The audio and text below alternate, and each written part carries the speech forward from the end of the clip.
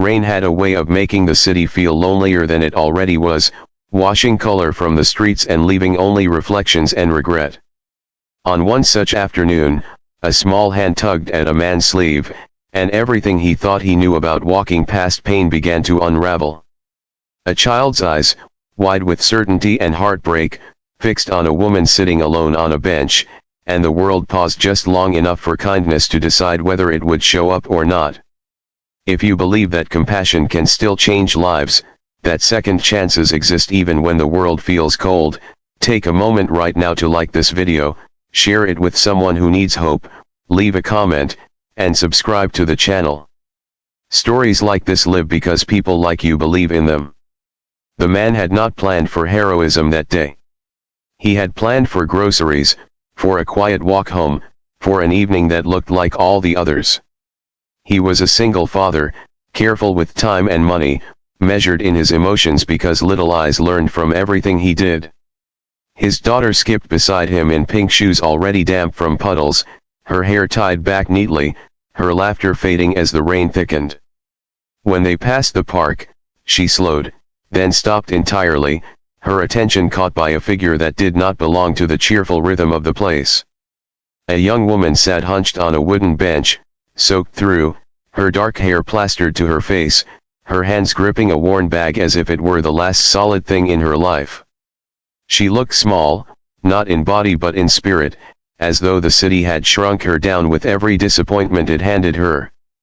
The father noticed her too, the way adults notice sadness and then quickly look away, filing it under "not my problem." He had learned that skill over years of surviving his own losses. But his daughter had not learned it yet. Children see what is there without the filters of fear or inconvenience. She stared openly, her steps hesitant, her brow furrowed with concern that felt too big for someone so young. The rain pattered on leaves and benches, and the woman did not move, did not wipe her face, did not check her phone. She simply existed in her loneliness, visible to anyone brave enough to really look. The father gently urged his daughter forward, feeling the familiar tug of responsibility. Life had taught him that stopping could be dangerous, that involvement came with costs. He had lost his wife years earlier to illness, had rebuilt his world brick by careful brick, and could not afford to let it collapse again. Yet his daughter did not budge. Her small fingers tightened around his hand, and he felt something crack inside him, a quiet resistance to the habits he had formed to protect himself. They stood there longer than was comfortable. Cars passed, umbrellas bobbed, and the woman on the bench remained a still point in the moving frame of the city. The father felt the weight of choice press against his chest. He remembered nights when he himself had sat alone, grief-heavy, hoping someone might notice. He remembered how often no one did. The memory burned, sharp and instructive, and he looked down at his daughter, who had not taken her eyes off the stranger even once. The girl's compassion was not loud or dramatic.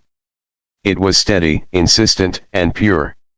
She did not see a burden or a risk, she saw a person left behind. In her world, that was enough. The father sighed, not in defeat but in surrender to something better than caution. He adjusted his jacket, glanced around, and stepped closer to the bench, his daughter's hand still in his. The woman looked up then, startled, her eyes red-rimmed not only from rain. There was fear there, and embarrassment, and the fragile hope that comes when someone acknowledges your existence after you have started to doubt it matters. Up close, the father could see how young she was, barely older than he had been when responsibility first weighed him down. Her clothes were clean but worn, her shoes cracked at the seams. She smelled of rain and soap, the scent of someone who tried to hold on to dignity even as life slipped away. The park around them felt quieter, as if the trees themselves leaned in to listen. The father felt the pull of empathy tug him forward, and he did something he had not done in years. He stayed. He did not rush. He did not assume. He simply offered presence, the rarest currency in a busy world. His daughter stood beside him, a small lighthouse of concern, her eyes flicking between her father and the woman as if willing them to understand each other. The rain eased, and in that brief lull, the woman's story spilled out not in words but in posture, in the way her shoulders sagged and her grip on the bag loosened.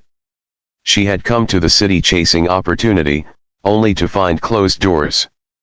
A job lost, a room gone, a phone with no one left to call. The bench had become her refuge because it asked nothing of her.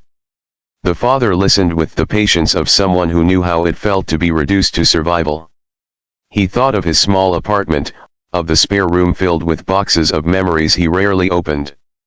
He thought of the example he was setting for his daughter, of the kind of world she would inherit if everyone kept walking past benches like this one.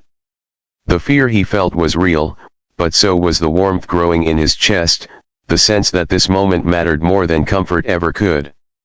When he finally made the decision, it was not dramatic. It was quiet and firm, like laying down a foundation stone. He offered the woman something radical in its simplicity, a place to dry off, a meal, a night without fear. The city seemed to exhale, and the woman's eyes filled with something brighter than rain. Relief does that, turns strangers into believers again. The daughter smiled then, a smile that carried the unfiltered joy of having been right about the world. The walk back felt different. The rain returned, but it no longer felt punishing. It felt cleansing, as though the streets themselves approved.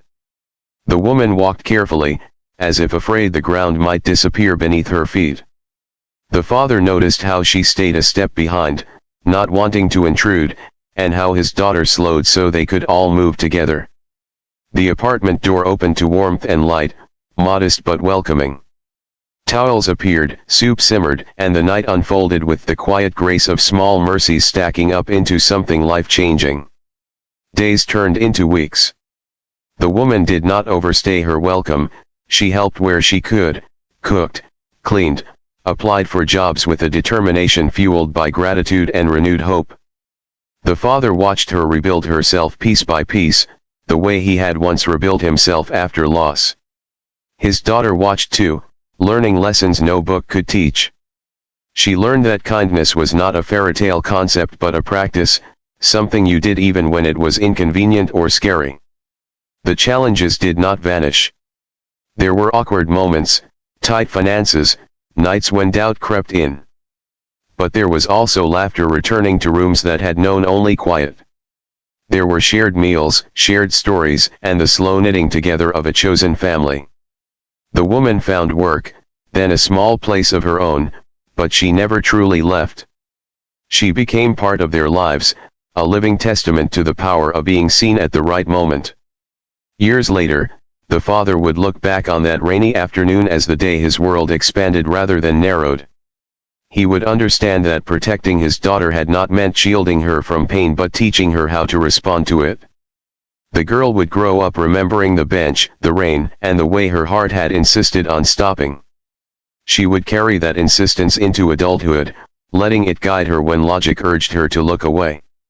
If this story has stirred something in you, if it has reminded you of the quiet power you hold to change a life, please take a moment now to like this video, share it with someone you care about, and subscribe to the channel. Your engagement helps stories of compassion reach hearts that need them.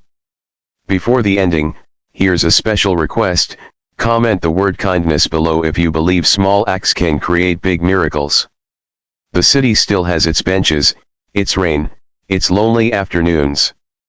But somewhere within it, a woman walks with confidence, a father carries pride instead of fear, and a daughter grows up knowing that listening to her heart once changed 3 lives forever.